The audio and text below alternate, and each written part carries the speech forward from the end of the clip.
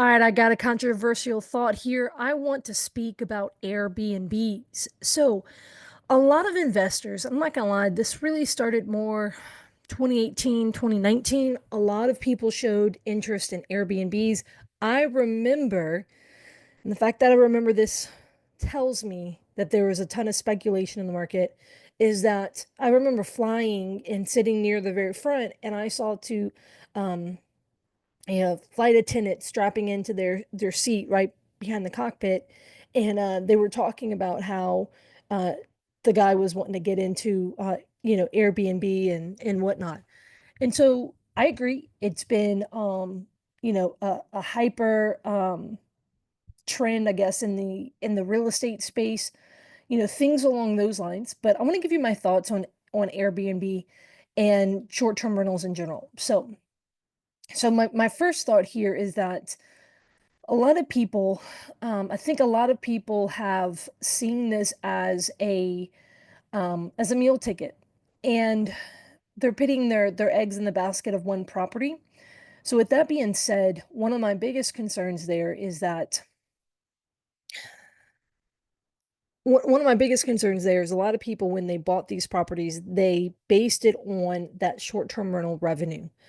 And especially, depending on when they bought it, I mean, they were basing it on performance, which we've known since the last few years that performance has gone up and down and varied. People are not, basically the occupancy hasn't always been the same for folks. The prices hasn't always been the same. And so we've seen stuff like that, right? But people base their numbers off of that, and so then they got a loan based on that. They paid based on that revenue, and one of the biggest mistakes I've seen is people who buy Airbnbs, but the only thing it can make money on, or hold on, the only way it can support the loan and the price they bought it at is through as an Airbnb. I think that's a colossal mistake. When you invest, you should invest with sound investing principles. That those principles should be like, hey, this heightened cash flow, yes, while it is a benefit, you should understand that it's not always in your control. So those are some things to kind of keep in mind. Is I do not like all the speculation around it. So do I think you can reasonably invest in a short-term rental? I think so. I have some friends who do it. I don't have any myself. I have what's called midterm rentals that are 30 plus days, where, someone might rent it for 3 months, 1 month, 6 months, something like that, where they're in town for some reason, they're in between the purchase and a sale of a property, stuff like that. So ultimately, um, there's a level there that, number one, you should be investing with sound principles. Number two, you shouldn't be betting on such high cash flow that does have a lot of things that are outside of your control. So let's talk about the control part. So number one, so with the control is you can't control the your occupancy and the rates in which that you get. That is going to be based on the market, and that has been fluctuating, right? And so there's a level there similar to rent. You've got to be prepared that that may come down. Well, what if it comes down a lot, right? Since it's based nightly, what if you have less nights for rent? And so versus a for rent place, a long-term rental, you rent for the year. That's one thing versus if you've got something that you know the nightlies don't add up, and instead of making 5,000 a month, you're now making 2,200. That's a big difference because of, let's just say, occupancy or the rates. The second thing you can't control, like obviously that first one you can do everything from marketing it, going out there and meeting people in the public to say, hey, we have these available, which is more marketing, making offers to people, negotiating with people who are looking at your unit, stuff like that, the house, whatever it is. Um, but here's the bigger thing is you can't control the municipalities. And so, I mean, just yesterday I was sitting through a council meeting, city planning commission meeting, actually, and watching as they are starting to go into, New Orleans here has been very volatile with short-term rentals. Um, and all of their lawsuits, you know, because of the issue has, I mean, this has been going on for years. I mean, I think the start really started in 2016, picked up in 2019, and here we are in 2025. You know, it's still going on, and now they're threatening to ban all short-term rentals. Um, you know, imagine this. I mean, I know when over all those years, numerous people would reach out to me about, hey, I bought this property only based on these numbers. You know, I don't have a permit now, or, you know, whatever. They changed the rules. I didn't get the lottery. I didn't do, you know, whatever that situation was. And then that person was in a pickle. And I've seen people, you know, I've seen people have financial issues, face foreclosure. I've seen people just choose to sell and leave the city. And so there's a level that that municipal you know, regulations. So this is important. I mean, it can be HOA regulations, right? It could be municipal, right? It could be that the parish or county, wherever you're listing from. And so those things are important to understand. I don't like investments where I don't have, you know, as much control. It's one of the reasons why I don't like the stock market, right? I don't care how much I write to Apple, you know, they won't improve their performance based on me, you know, asking them to, right? So I have less control.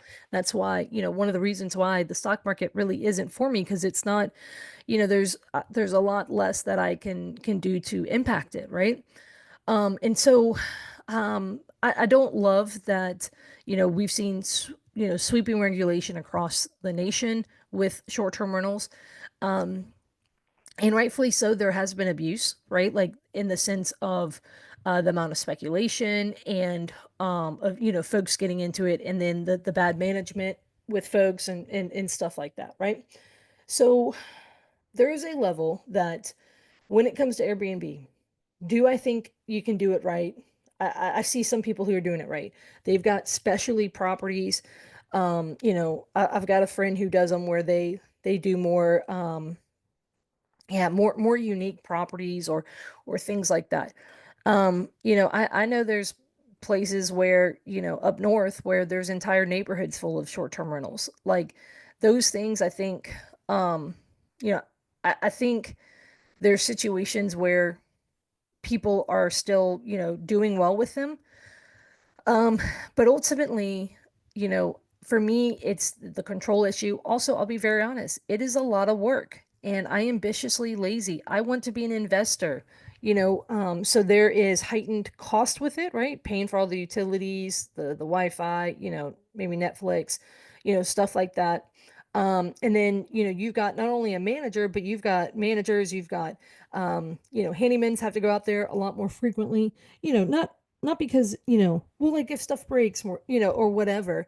And then you've got cleaners that are having to go out there, and that is a full on situation with the cleaners. Like that's a big deal, organizing all of that stuff. And then ultimately you've got you know, it's more hospitality than it is you know, like a rental, like a normal long-term rental. And so for me, I'm not, I don't, as an investor, I don't love it. But here's the thing. One of, when it comes down to it, if you're thinking of getting into Airbnb, you know, short-term rentals, if you're thinking, or if you have them and you're considering its place in your portfolio, always have a plan B. Like, you know, what would this do as a midterm rental or a pad split, like, you know, rent by the room, or as, you know, long-term rental, or, you know, as whatever, right? Or maybe it's a more you know, whatever that may look like, what's your backup plan?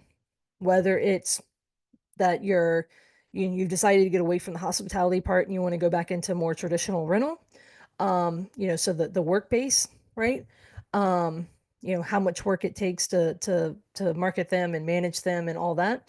Or if you're like, hey, you know, because the occupancy or because of the rent rates or because of regulation, I've got to pivot. Whatever your reason for pivoting, you know, you should have a good backup plan that you can then sustain, right? That your whatever your financing is underneath it, anything along those lines. So with that being said, here are my thoughts on Airbnb. I think that it can work. There's certain situations where it's still working.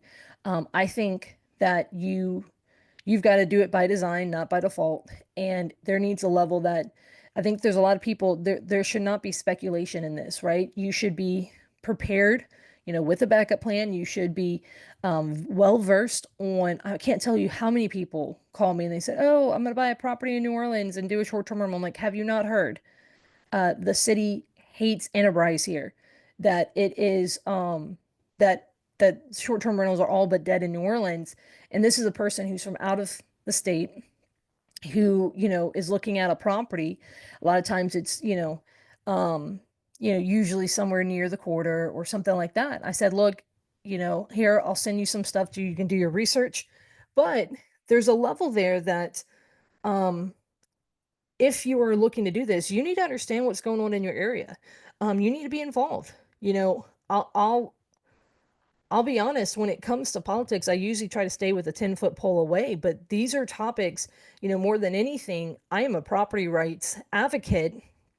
And, although I don't have a dog in the fight with a, commercially zoned short-term rental, which is on the docket right now in New Orleans, I'm showing up at those meetings. I am voicing my opinion, and getting heavily involved just because there is a level that we're also seeing a lot of overreach with government when it comes to topics like this. And um, so choose your investments wisely, right? You want to invest in areas that are welcoming to business, right? A lot of areas that are not welcoming to business, um, those there's a level there that obviously we can see that the hotel lobby industry is alive and well, fighting against stuff like short-term rentals. And so, there's a lot there where they're helping, um, you know, push that regulation. And so even if you're in an area and your Airbnb is doing very well, you should always plan for the day in which it may not, whether that's occupancy or rates or regulation. And so, um, the reality there is there's never been a situation in which government showed up and made things better. Historically governments are, inefficient, and oftentimes there is, corruption, right? People who are self-serving. Um, and so my concern is, I mean, I guess we could take the same logic and say, with the long-term rentals, we have seen where they can come in and affect those as well. So ultimately, when it comes to Airbnb, I want you to make an informed decision, not an emotional one, thinking of the excess cash flow. And I think that's what most people do, right? I think the people who do it best are people who make it a unique experience, that pick that location very, specifically, that's more primed for it. And yeah, they make it more of an experience. Their design is on point, stuff like that. So, all right, guys, these are my thoughts on Airbnb. I'm curious your thoughts. Let me know in the comments below. What are your thoughts here? Do you see Airbnb differently, like short-term rentals differently? Um, have you had regulation in your area? And what do you think the future of Airbnb is going to look like? I think, I think it's a very interesting time. Obviously, the city has had, not the city, the company has had, a turbulent past. I know a lot of hosts don't love Airbnb, and things along those lines. And so, but, you know, there's something to say for the people it does work for. All right, with that being said, guys, appreciate you tuning in as usual. Another day, another video.